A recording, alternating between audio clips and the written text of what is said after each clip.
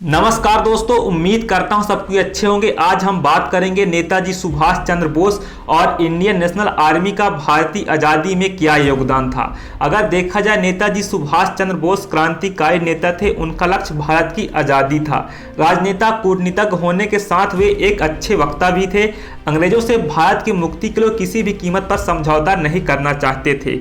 भारतीय राष्ट्रीय कांग्रेस के उदारवादी दल के कट्टर विरोधी थे। 1928 में भारतीय राष्ट्रीय कांग्रेस के कलकत्ता अधिवेशन के समय इन्होंने सब्जेक्ट कमेटी में नेहरू रिपोर्ट द्वारा अनुमोदित प्रादेशिक शासन स्वायत्तता डोमिनियन स्टेट्स के प्रस्ताव का डटकर विरोध किया और वे भारत की पूर्ण आज़ादी चाहते थे। फरवरी 1938 में हरिपुर अधिवेशन में सुभाष चंद्र बोस कांग्रेस के अध्यक्ष चुने गए।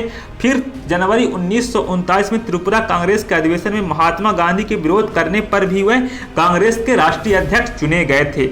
अगर देखा जाए, नेताजी सुभाष चंद्र बोस का भारतीय आज़ादी में काफ़ी योगदान था। शुरू में महात्मा गांधी के साथ देश की आज़ादी के आंदोलन में शामिल हुए थे, लेकिन मत विभिन्नता की वजह से गांधी और कांग्रेस से अलग होकर 1939 में इन्होंने फॉरवर्ड ब्लॉक की स्थापना की।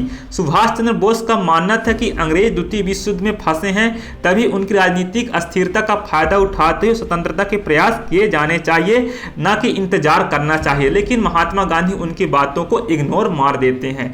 अगर देखा जाए दोस्तों, भारत को द्वितीय विश्व युद्ध में शामिल किए जाने का विरोध किया था। सुभाष चंद्र बोस ने अंग्रेजों ने उन्हें जेल में डाल दिया और इन्होंने जेल में भूख हड़ताल कर दिया था। इसके बाद उनके घर में ही अंग्रेज उन्हें नजरबंद कर दिए थे। लेकिन नेताजी सुभाष चंद्र बोस 1941 में पुलिस के नज़रों से बच निकले और पेशेवर के मार्ग से रूस पहुंचे और फिर मार्च बर्लिन में इन्होंने रेडियो से भारत समर्थक और अंग्रेज विरोध भाषण प्रसारित किया था और इन्होंने भारतीयों को अंग्रेजी दास्ता से मुक्ति प्राप्त करने के लिए विरोध करने का सुझाव भी दिया था नेताजी सुभाष चंद्र बोस ने। अगर हम बात करें दोस्तों, नेताजी सुभाष चंद्र बोस जो थे, जर्मनी में रहने के दौरान उन्हें जापान में रह रहे आज़ाद हिंद फौज के संस्थापक रासबिहारी बोस ने आमंत्रित किया। डॉक्टर राजेंद्र पटोरिया अपनी किताब नेताजी सुभाष में लिखते हैं, 4 जुलाई 1943 को सिंगापुर के कैथे भवन में एक समारोह में रासबिहारी बोस ने आज़ाद हिंद फौज की कमान सुभाष चंद्र बोस के हाथों में सौंप दी थी।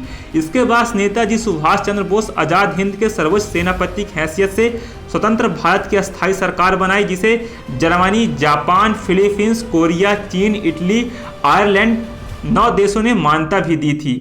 अगर हम बात करें Indian national army, Azad Hind फौज या आज़ाद हिंद सरकार, इन्होंने आज़ाद हिंद फौज को बेहद शक्तिशाली बना दिया था। फौज को आधुनिक युद्ध के लिए तैयार करने की दिशा में जन, धन और उपकरण भी जुटाए थे। राजेंद्र पटोरिया लिखते हैं, आज़ाद हिंद की ऐतिहासिक उपलब्धि थी। उसने जापान की मदद से अंडमान निकोबार द्वीप समूह को भारत के पहले स्वाधीन भूभाग के रूप में प्राप्त किया था।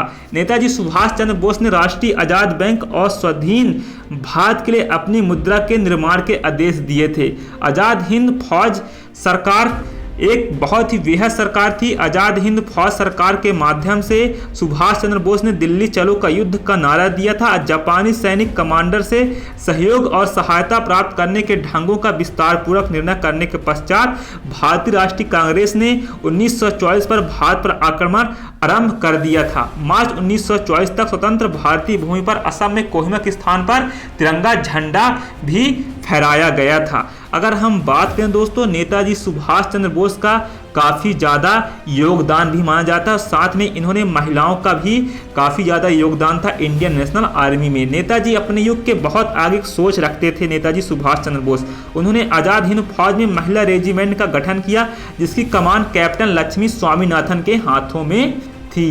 दोस्तों, नेताजी सुभाष चंद्र बोस का योगदान काफ़ी ज़्यादा भारतीय आज़ादी में माना जाता है।